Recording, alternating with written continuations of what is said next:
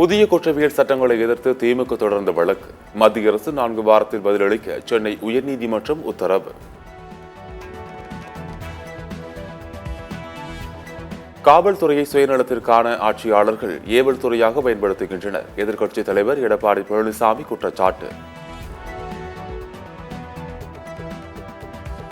கடந்த 200 நாட்களாக தமிழகமே கொலைக்களமாக மாறியுள்ளது. மக்கள் தங்களது உயிருக்கு பாதுகாப்பில்லாத சூழலில் வாழ்வது அபாயகரமான ஒன்று என எடப்பாடி பழனிசாமி வேதனை. சென்னை மாநகராட்சி முழுவதும் சாலைகளை சீரமைக்கவும் புதிய சாலைகள் அமைக்கவும் நடவடிக்கை. 282 கோடி ரூபாய் மதிப்பிலான சாலை பணிகளுக்கு டெண்டர் கோரியது சென்னை மாநகராட்சி.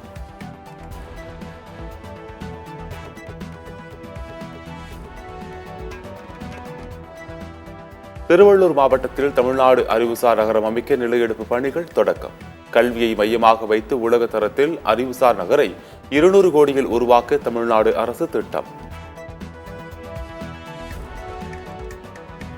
கர்நாடக அணைகளில் நீர்வரத்து அதிகரிப்பு. காவிரியில் 78,000 கன அடி நீர் வெளியேற்றம்.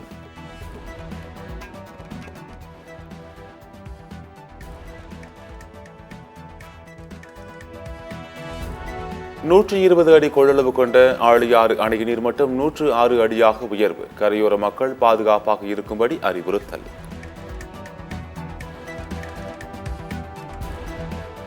போதிய பயணிகள் இல்லாததால் டெல்லி, அயோத்தி செல்லும் 4 விமானங்கள் ரத்து. சென்னை விமான நிலையம் அறிவிப்பு.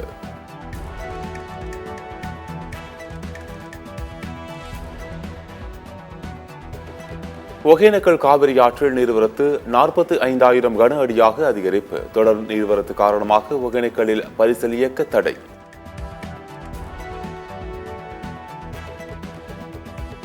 கர்நாடகாவில் இன்று 55 இடங்களில் லோக் ஆயுக்தா போலீசார் அதிரடி சோதனை. பெங்களூரு, சிமோகா, தும்கூர் ஆகிய இடங்களில் சோதனை.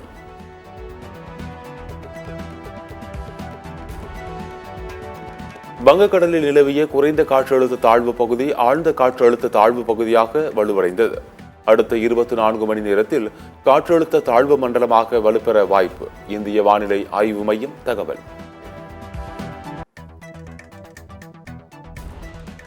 மேட்டூர் அணைக்கு நீர்வரத்து வினாடிக்கு 40,000 கன அடியாக அதிகரிப்பு. நீர்வரத்து அதிகரித்துள்ளதில் அணையின் நீர்மட்டம் 55 அடியை எட்டியது.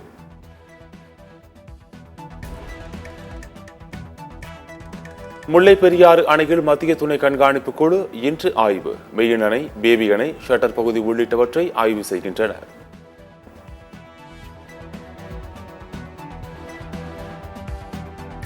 புதிய குற்றவியல் சட்டங்கள் தொடர்பான வழக்கில் மத்திய அரசுக்கு சென்னை உயர்நீதிமன்றம் நோட்டீஸ்.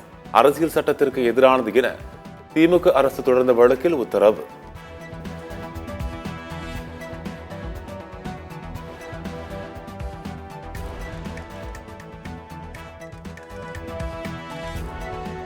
கோவை பில்லூர் அணையில் இருந்து வினாடிக்கு 14,000 கன அடி நீர் திறப்பு. பவானி ஆற்றில் வெள்ளப்பெருக்கு.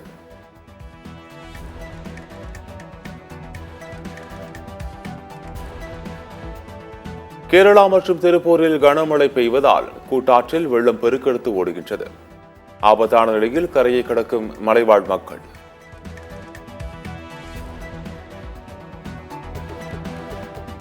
ஜம்மு காஷ்மீரில் என்கவுண்டர் சம்பவத்தில் உயிரிழந்த ராணுவ அதிகாரி உடல் சொந்த ஊரில் அடக்கம். துப்பாக்கி குண்டுகள் முழங்க அரசு மரியாதை.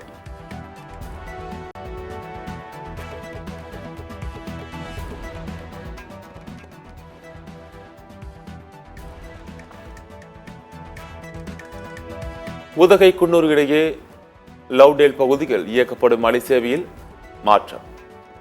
தண்டவாளம் சீரமைக்கப்பட்டதால் ரயில் சேவை தொடங்கியது.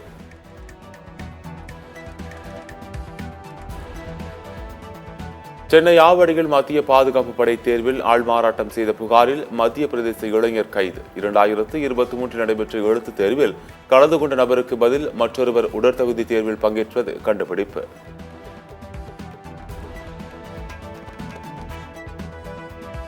சென்னையில் ஆபரண தங்கம் விலை சவரனுக்கு 240 ரூபாய் குறைவு. ஒரு சவரன் தங்கம் 55,000 ரூபாய்க்கும் 1 கிராம் தங்கம் 6,775 ரூபாய்க்கும் விற்பனை.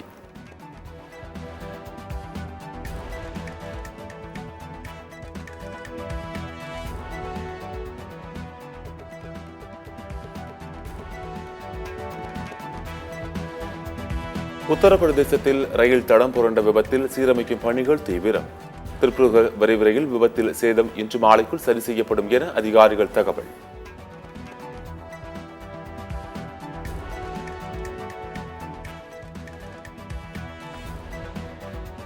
குருட்டு நம்பிக்கையில் இருந்து மக்களை விடுவிக்க முயற்சிக்க வேண்டும்.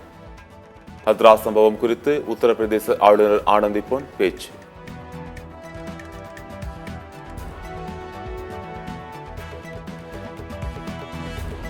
ஹைதராபாத்தில் பிரபல துணிக்கடையில் பயங்கர தீ விபத்து. பல கோடி ரூபாய் மதிப்புள்ள பொருட்கள் எரிந்து சேதம்.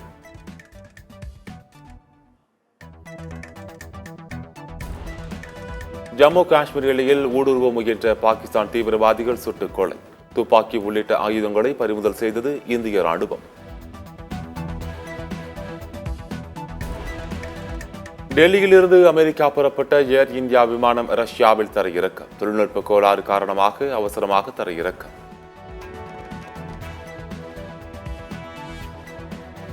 ரஷ்யா உக்ரைன் போரை முடிவுக்கு கொண்டுவர நடவடிக்கை. வங்கிகளில் வட்டி விகிதம் குறைக்கப்படும் என அமெரிக்க அதிபர் தேர்தலில் பிரச்சாரத்தில் ட்ரம்ப் வாக்குறுதி.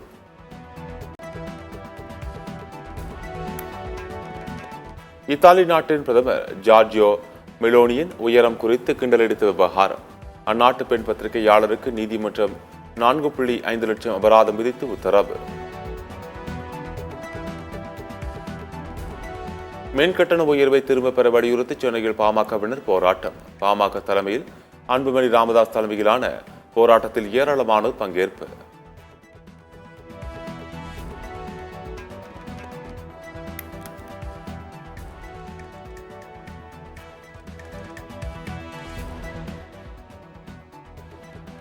பல்வேறு துறைகளை சார்ந்த துறைகளுக்கு கட்டப்பட்ட புதிய கட்டிடங்கள் திறப்பு. தலைமைச் செயலகத்திலிருந்து முதலமைச்சர் ஸ்டாலின் காணொலி காட்சி மூலம் திறந்து வைத்தார்.